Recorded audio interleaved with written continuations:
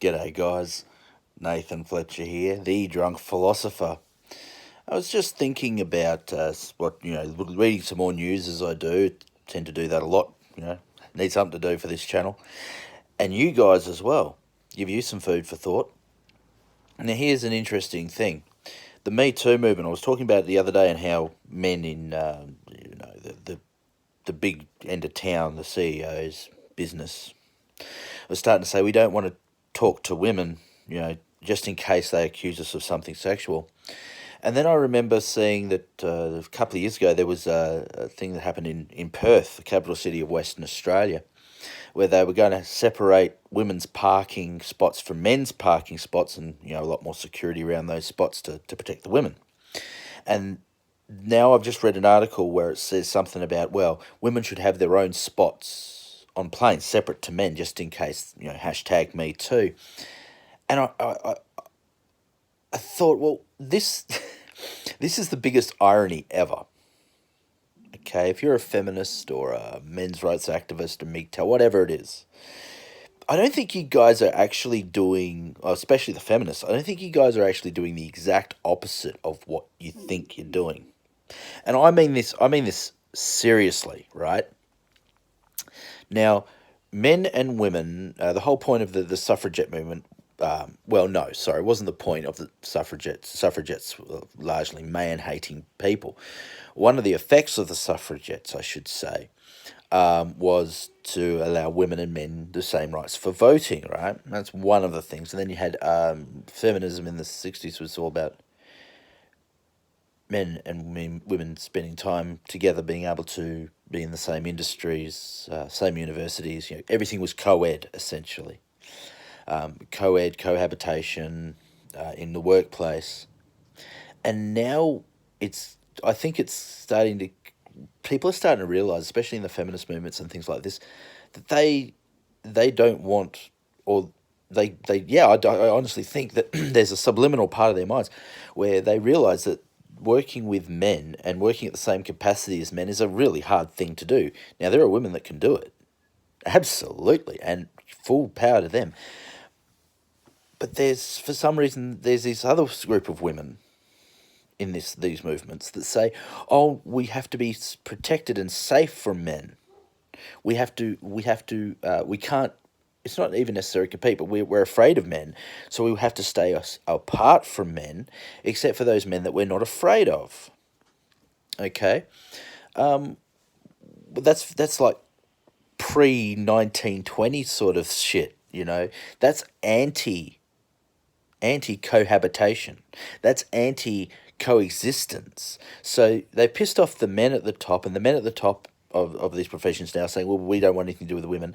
And now the women, there's a certain amount of women to say, well, we don't want anything to do with men, and it's almost getting back to the Victorian era sort of men and women, shall be in separate areas. Go back to that agrarian sort of, or even the hunter-gatherer sort of idea of, no, well, the men go and do over there and do this, and the women go over there and do that.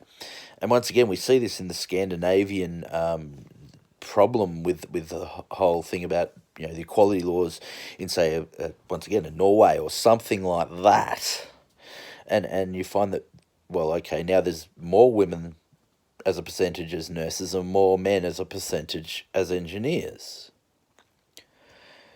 You can try to fight evolution, you can try to fight biology, but at the end of the day, you end up proving you cannot change your genetics. You cannot change biology. Okay? The average woman is going to do what the average woman does. The average man is going to do what the average man does. There's no such thing as a male or female brain. Okay, I'm not going to get into that whole ludicrous argument that exists. It doesn't exist. However, hormones do.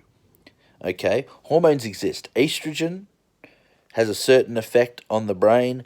Testosterone has a certain effect on the brain. And they both have certain effects on the body. To ignore the effect of hormones is to ignore reality.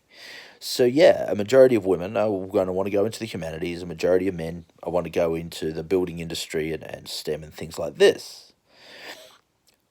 Is that sexist, or is it the fact that, thank God, or thank the heavens or thank evolution, worship Charlie Darwin if you want to, that women want to look after people and men want to invent shit and move it forward. And there's a certain amount of women who want to invent shit and move stuff forward. There's a certain amount of men who want to look after people. Okay? But it's the majority of men tend to invent shit and build shit. And the majority of women tend to look after people. There's nothing wrong with that. It's sort of like hunter-gatherer for a modern society. The women look after the people and the guys go out and build shit. And it works fine. And maybe it's time for these other groups, these feminist groups and these masculine groups and whatnot, to sort of step back and go, we're actually heading for what you would expect for our biology and our evolution and our temperament as a dimorphic species. So that's, in effect, I think that's what this is now becoming. I'm Nathan Fletcher. I am the Drunk Philosopher. Like this actual video on YouTube if you can. I know I've got a few people who like me on Facebook. If you could actually like this video, though, on YouTube, that'd be fantastic. Subscribe. Disagree with me, agree with me, make a comment. Check out my Facebook page, down link in the bar. And I'll catch you guys later. Dooroo-oo-roo.